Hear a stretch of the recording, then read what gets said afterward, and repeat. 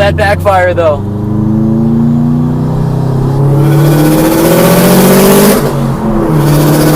Alright, so I got a question from a buddy of mine named Aiton. He's from Israel. He has a 2002 Bug-Eye WX. I love Bug-Eyes. He says he loves the car. He's always putting new stuff into it when he gets spare cash. Currently he has a VF30. He's going to keep in the closet until he gets his engine rebuilt, which is awesome. I totally recommend building up your engine before throwing on mods, but you know, not everybody has that time / money or resources to be doing stuff like that, so we take the risk and mod our cars without building them. Obviously, you know, the obvious answer is if you're going to build your car, you know, potentially double the horsepower from factory, you should build your engine for it, but a lot of us don't, and that's why you hear stories of, you know, your engine's blowing. That doesn't mean it's going to happen. You know, a proper tune, proper maintenance can prevent that, but you know, you're always taking the risk when modding your car. So anyways, this guy is going to be building his engine before he slaps on a turbo, which is cool. Maybe unnecessary, but cool, you know. He says that he knows that I run the VF39 with my stock engine, but he admits that he's a little scared to do that, which is understandable, definitely. With that, basically, I'm at 289 wheel horsepower, which to the crank is going to be around 320-ish horsepower. Factory rating is 227 horsepower, so you know, ish, we're talking. I'm not specific numbers or anything, but almost 100 horsepower I've increased my engine's output, you know what I mean? So that's quite a bit, and the EJ205s they're not bad engines.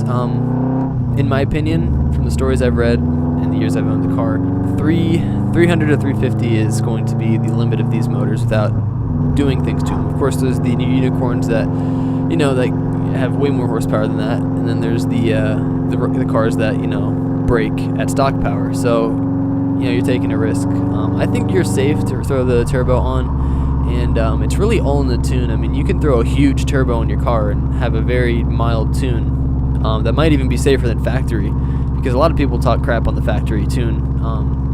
I would stay away from the Cobb tunes, but you can definitely throw the turbo on and all the supporting mods and just get a very, you know, very easy tune on it, low boost, until you know, build your engine.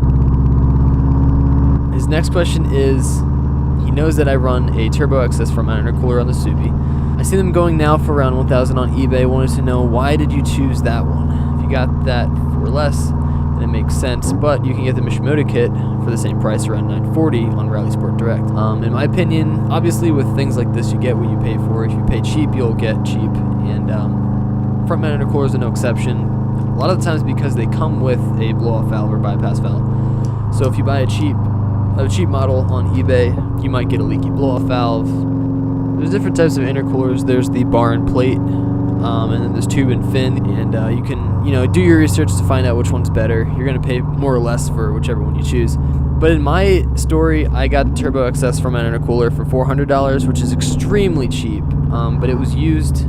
It did not come with any blow-off valves, or didn't come with the coolant reservoir, because you will need to either relocate yours or get a smaller one, which is what I did. Mishimoto makes a universal reservoir with the tubing and everything. But, you know, if you can find a used one, that's what I try to do for these types of things. Find something that's used in good condition. The turbo I got was used. I got that cheap.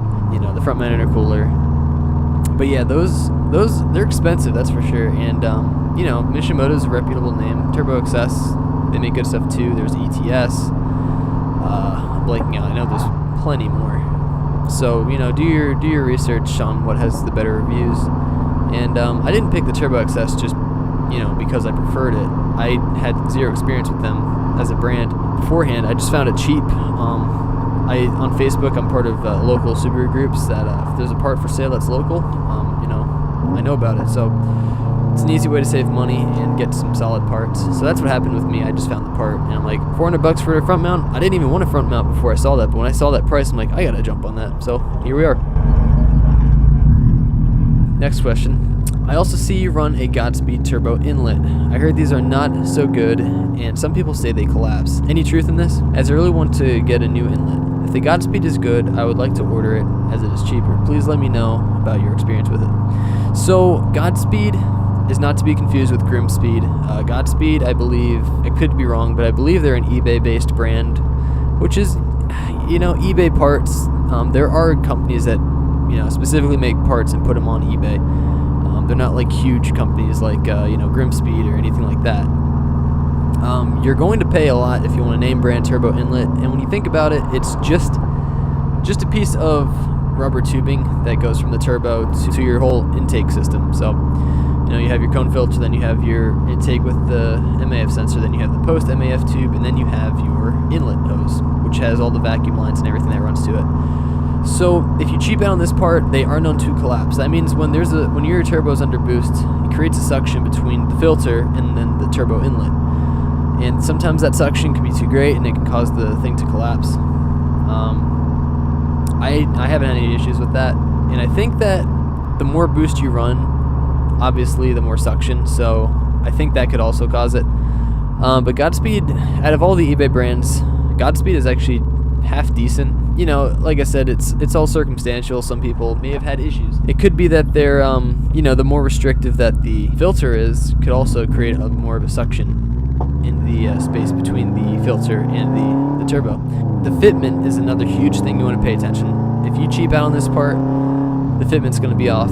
It could be too short and it might fall off the turbo. Then you'll run lean or rich, and you'll have a whole bunch of issues if the turbo inlet hose falls off, which is what I was having trouble with. The previous owner to the car bought a very cheap one, and I finally got around to replacing it. So the Godspeed I haven't had any issues with. It's running great. Ran it at 19 PSI with the VF39. Made 289 on the dyno, and no issues. So like I said, it's all circumstantial. Some people have issues, just like engines blowing. I'm running 289 horsepower, and my engine's running fine. Other people, their engines can blow at stock power. So circumstantial. Personally, haven't had any issues with them. And out of all the eBay brands, Godspeed they're half decent for what they are. So I'd say go with it. And my opinion is $200 for a foot of rubber. Although yes, it's important. It's still a foot of rubber. It's just my opinion. It's a little expensive. So do your research. But in my experience, I haven't had any issues. He also asks, I am also looking to get some new mounts for the engine and tranny. I like to buy stuff from Japan, as some parts like mounts are very cheap there. STi mounts are like $40 a pair, while on Rally Sport Direct they are going to be almost double that. I see you run some aftermarket mounts and pitch stop mount too. Any difference felt after using them? Alone, no, but altogether, yes. If you get just one, well, first of all, to clarify, I don't have engine mounts. I really want engine mounts, and I think that I'd personally recommend that you get them if you're running more than stock power. But after all the mounts, I have a pretty long list of mounts. I have the tranny mounts, cross member mounts, pitch stop mount, and all the shifter bushing mounts as well as bushings and whatnot.